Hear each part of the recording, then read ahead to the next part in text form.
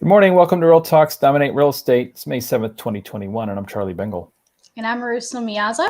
Grab a cup of coffee and let's make your real estate career better. What's the news today, Eyerusalem?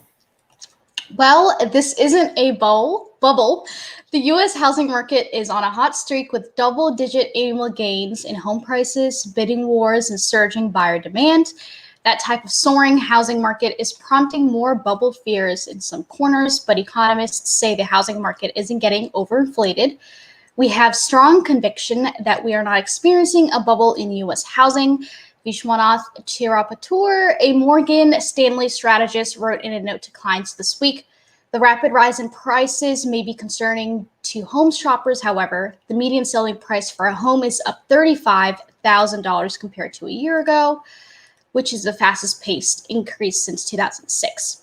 But this isn't 2006. Housing inventories are low, credit remains tight, and lenders aren't issuing risky loans at rates like they did back then. Product risks, such as from mortgages with introductory periods, teaser rates, or balloon payments, comprised about 40% of the mortgage market between 2004 to 2006. More recently, those factors are now at only 2% of the mortgage market, according to Morgan Stanley. Also, the housing market has a record low number of homes available for sale.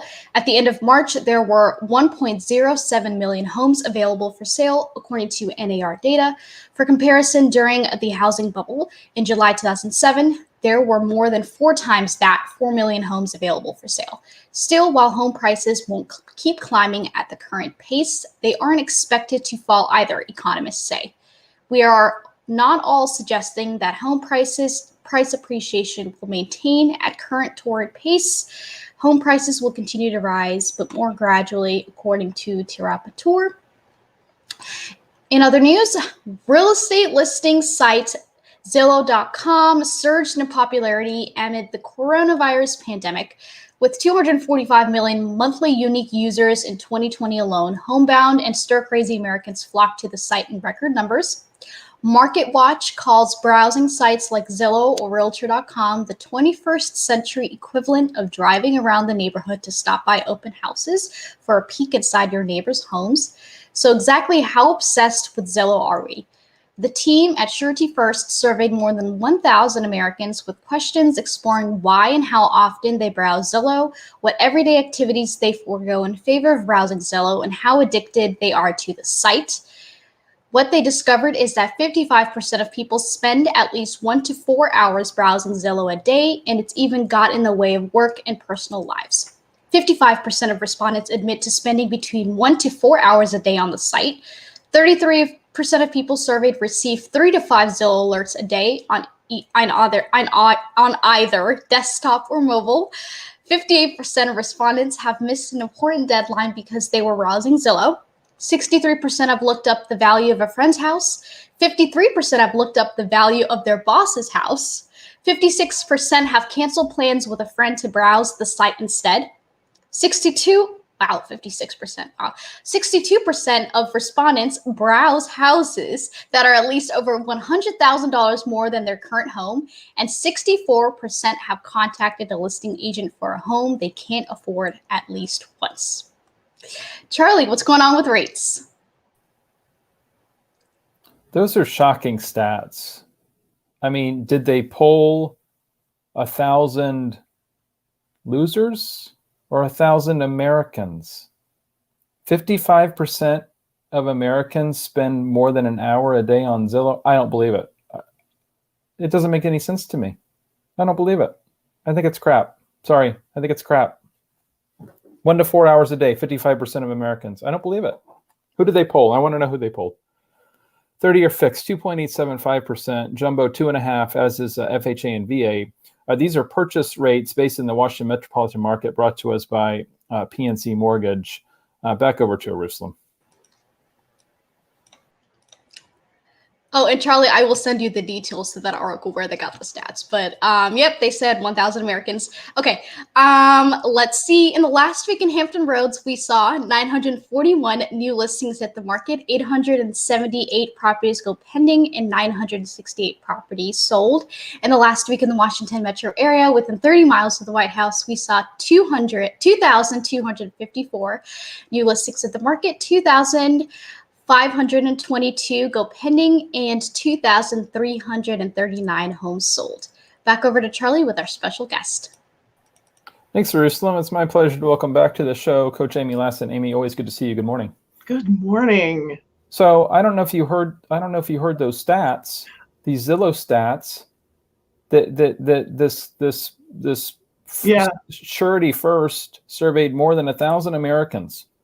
And 55% of respondents said that they spend 1 to 4 hours a day on Zillow. Well, they must have cherry-picked who those 1,000 people were. They had to really, have. That's a really small sampling.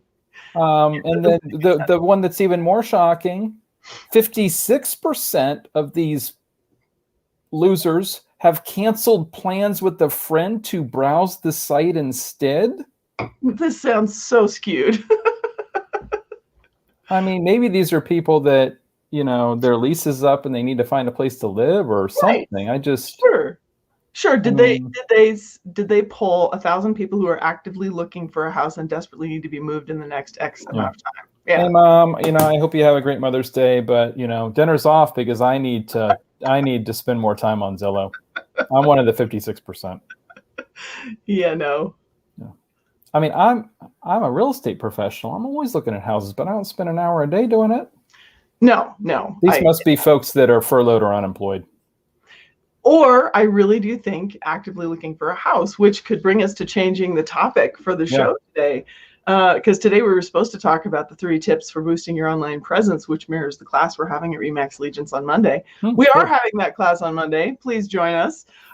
However, I feel like that, let's speak to the pain, whatever you want to talk about today. But when we talk about buyer obsession with buying, I had an interesting kind of uncomfortable conversation with a coaching client yesterday who has a big referral source in her business, which is another agent who is now retired. And this other agent had referred her a buyer, and a house came on the market on Friday. I can't remember if no showings were allowed on Fridays, which does happen in my MLS sometimes. It's on the market, but they won't allow you to see it, or if all of the slots were full in showing time, which also can be the case. In my MLS, it's not uncommon to limit showings to 15 minutes and to have them full. Right. No matter what, she could not see it until Saturday morning. She did see the property Saturday morning. She did want to write an offer. They contacted the agent Saturday morning, and the agent said, sorry, we've already accepted an offer. The referral source is now telling the agent, I will not refer you clients anymore because you don't give my level of service. I'm thinking, so this is an agent who isn't working in this market, saying, I did differently when I was an agent. I provided better service than that. My client wants a house. They get it. Yeah, we're going to go there with a crowbar if we've got to get into that house. Well, so anyway, I'm speaking to the point of pain of agents watching. What do you do? And maybe your market isn't that desperate. Tell me, should we dig into this one? How do we satisfy buyers in this market as professionals? So I think the markets are varied. I think that you can still snatch a condo for a good price in downtown DC right now, right? In the suburbs, it's uber competitive. I don't know that it's as competitive as Colorado Springs. I'm not hearing, and maybe I need to ask the Allegiance agents that I coach next week, are all the showings full? I get the impression that we're not quite that bad. Not that. Okay. But getting 20 offers on a townhouse in Springfield, Virginia is still a common occurrence. Yeah. Okay. So what do we do to serve our clients at the highest possible level? Like, what is it what does our expectation setting look like? It's funny. It is all about setting the expectations and having that powerful buyer consult, I think, and talking to them about what a challenging market this is, engaging whether they're in it or not. Because we're having people get fatigue and they end up, quote unquote, taking a break. They end up deciding to stay in mom's basement longer. They end up renewing their lease that, they started looking 3 months ago and the lease is up and we're just going to stick it out, for another year.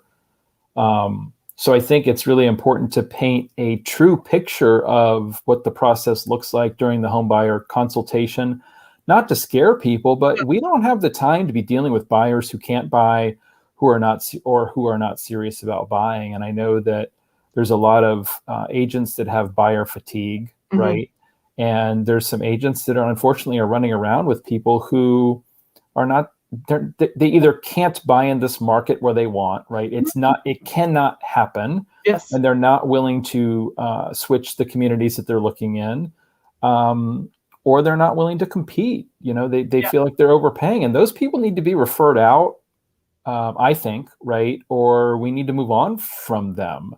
And this was a topic, I think last week or the week before on some Facebook forum, where how many buyers are out there that write offers just to give it a shot. We'll just give it a shot, right? And then they end up helping bid up these prices and clogging up everybody's time and energy. But I want the agents listening to take responsibility for that.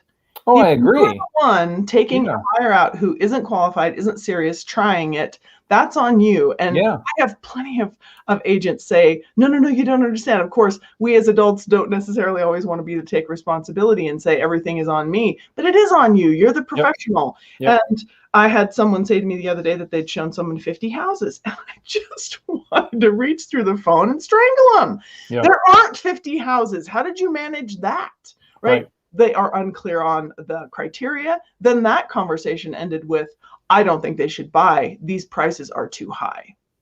You're the agent. You're not their mom. You don't get to have that opinion. Well, it's so funny you bring that up. We've had conversations with agents that are like, I don't think they should buy because prices are too high. I don't think they should forgo the home inspection. It's just not right. Right. Well, okay. And maybe you wouldn't counsel your kid to do it, but it's our job to lay the facts out and let people make their own decisions, right? We're not leading them down, a path to ruins, right? But if they are committed to buying and they have reasons that they need to buy, and the only reason or the only way that they're going to get to buy is by doing these certain things, and that's the decision that they make, and they're adults, then I sleep well at night, laying that out there with people. And we're seeing this fall through rate of 25, 30% after people have to battle to get a home. And it's funny, I was talking to somebody about this just an hour ago, and it's happening on home inspection. So there are some markets where somehow, and this is not the DC metro market, you compete with 20 other offers and you win, but you still get the home inspection. It's still a contingency. It's still a thing in this market. And what's happening is you have buyers that feel like they have overpaid for the house and therefore the house shall be perfect. Sure. And the stuff's falling through because the seller's like, well, no, I don't want to fix this stuff. And I have 8 backup offers. You can walk if you want to walk. And then the buyer's upset. And I think it goes right back to that really powerful buyer consultation where you're discussing how this is going to work ahead of time and then continuing to discuss it as you go. Yeah. Hey, remember when we talked about, right? This is fantastic. We found a house that you like, right? That we got into. You won the house. That's amazing. The next hurdle is the home inspection. Remember what we talked about when we started this process 6 weeks ago, or whatever. Yeah. There's no such thing as a perfect house, right? And even if you were buying new from Lennar, Pulte, Envy, whoever, there's no such thing as a perfect house. So understand that while you paid a whopping, 10% more than the asking price, you still don't have the leverage here. Unfortunately, you still don't have the leverage here, right? The seller still has the leverage, and we're going to do the inspection. We're going to put items on there. We're going to hope that they choose to fix them, but we're going to know that they're probably not going to fix all of them.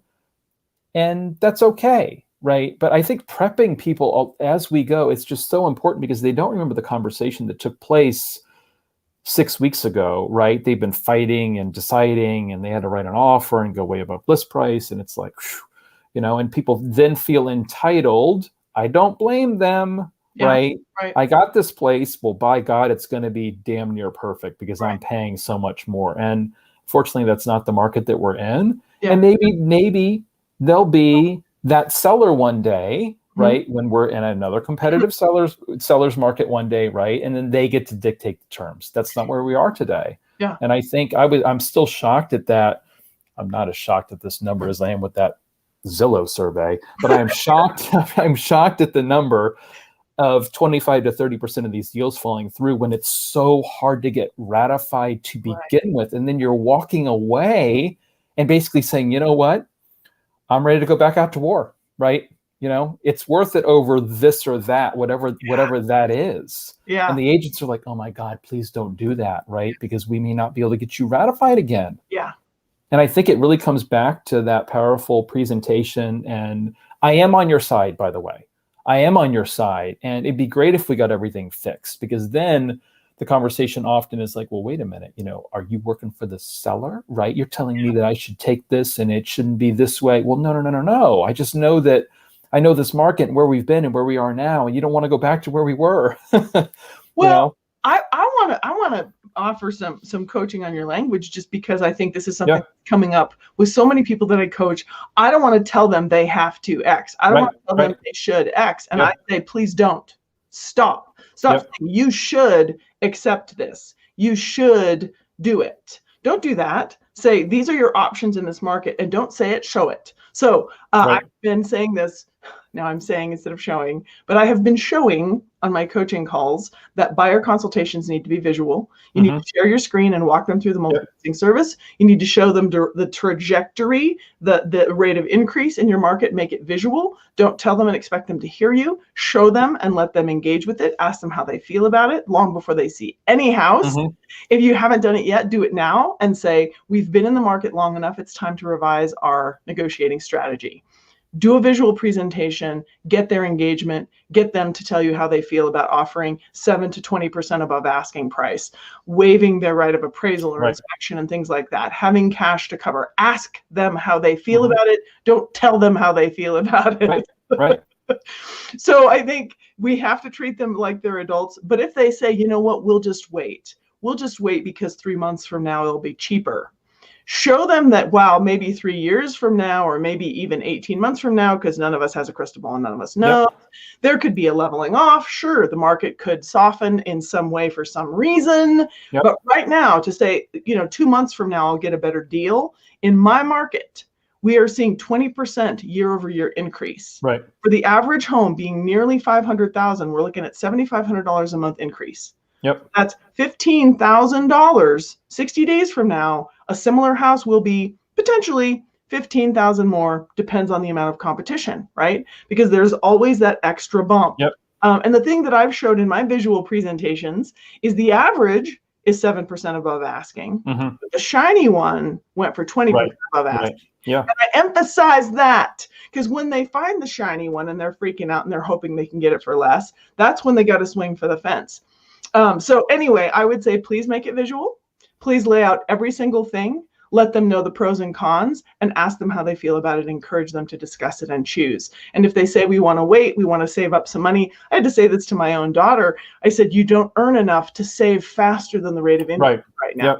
Right. Not to mention rates. Yeah, you don't know where rates are. They're not going to stay this low forever, and we know that as the economy begins to or continues to reopen, there's going to be pressure on inflation, and that is going to end up, the rates are going to go up. The 10-year Treasury has been going up more than it's been going down, and that's what's mostly tied to, or that's what mortgage rates are mostly tied to. So I do think that people are gambling a bit, but again, it's their choice.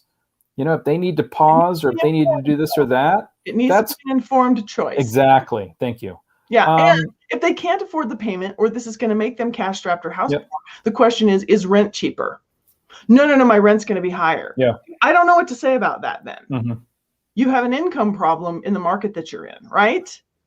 If your housing is going to cost you more than you can afford, whether it's rent or mortgage, I'm not quite sure what to say about that. Right. Yeah, no, that's a problem. Well, what do you think? Like if they say, no, I'd rather rent, my rent is going to be higher. Oh, well, no. Well, yeah.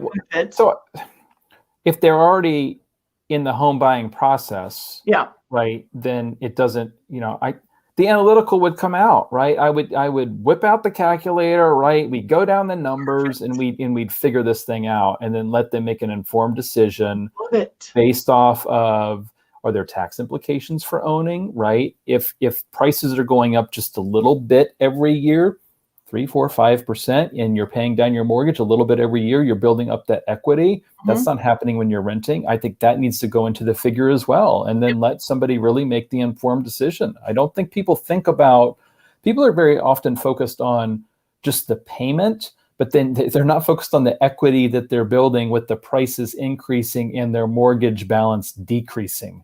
That's got to be a part of the discussion too. Yes. It So just has to be. hence, it's our responsibility. If your buyer doesn't understand, if your buyer's unrealistic, if your buyer is running you ragged, that's on you. No, I like that. So the original topic today is going to be 3 tips for boosting your online presence. This was going to be, I don't know if anybody knows this. I'm the host. You come up with the topics. I pop in and, hey, here's the topic of the day, and then off you go, usually, right?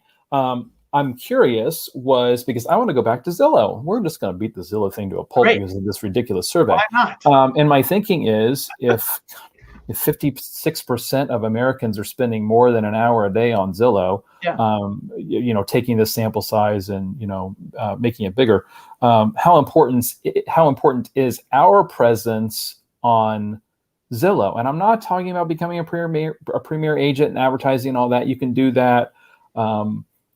You and I both know people that make a fortune from doing that. You and I both know people that feel very strongly that you're feeding the enemy and reason, so I'm not talking about that. I'm talking about the free online profile and the importance of that. Oh God, it's this survey. The Zillow obsession. Whatever, 1,000 people. That's not a big enough scientific sampling. Anyway, keep going, Charlie.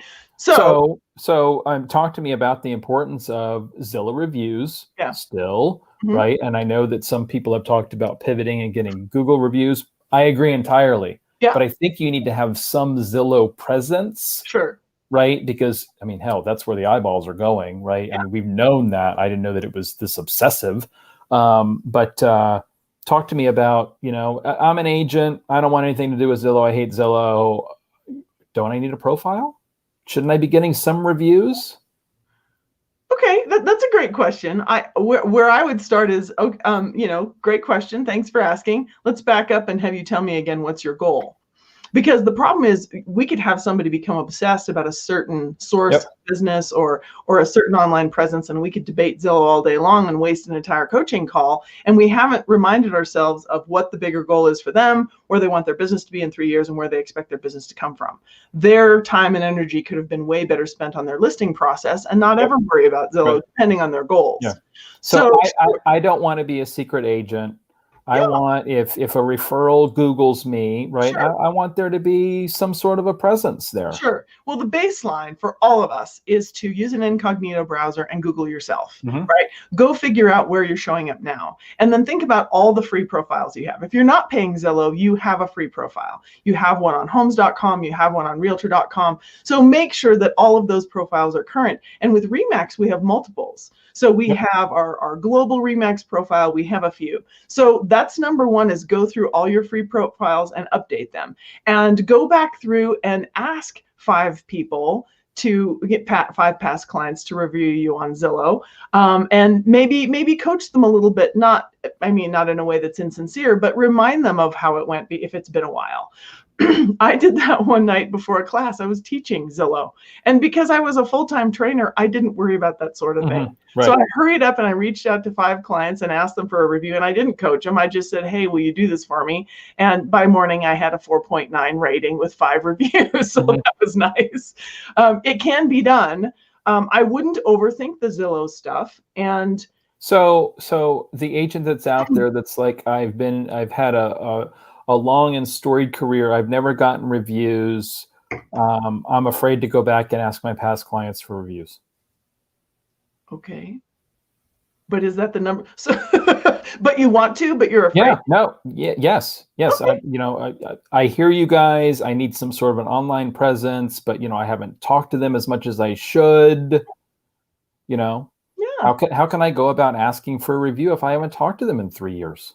Well, so I think the truth is, Charlie, that we leap to the ones that make us afraid. We think immediately of the ones we have guilt around. Yeah. And so I would say take the cream off the top. That's one of my, think of the ones that it will be easy to ask and start there, silly.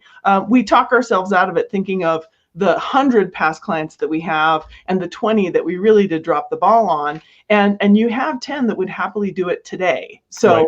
I would say make it easy on yourself, start with the easy. But what we all need is a standard process. And now we're talking about reviews. We all need a standard process. And it begins with the first buyer consultation or listing presentation where you say, I intend to earn a 5-star review with the quality of my service, and then do it.